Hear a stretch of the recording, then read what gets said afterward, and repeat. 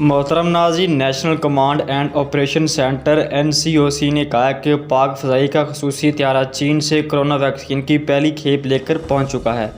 Corona vaccine को IPI के मरकज़ storage centre में मुंतकिल किया जाएगा।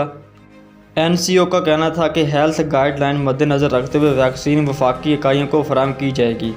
वैक्सीन की मुंतकिल के प्लान को NCOC हतमी शक्ल दे चुका है। वक्त बचाने के लिए सिंध, बलूचिस्तान और GB को वैक्सीन तैयारों से फराहम की जाएगी।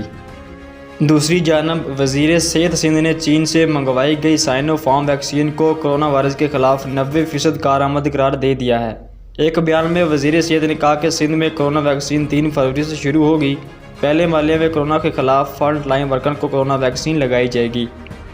उन्होंने साइनोफार्म वैक्सीन को कोरोना वायरस के ख़िलाफ़ 90% तक मौसर करार देते हुए कहा कि कराची में कोरोंगी अस्पताल अर्बन हेल्थ सेंटर मलीर में वैक्सीन लगाई जाएगी, जबकि कतर जिना अस्पताल खालिक हाइल लियाकताबाद अस्पताल में इंतज़ाम किया जाएगा।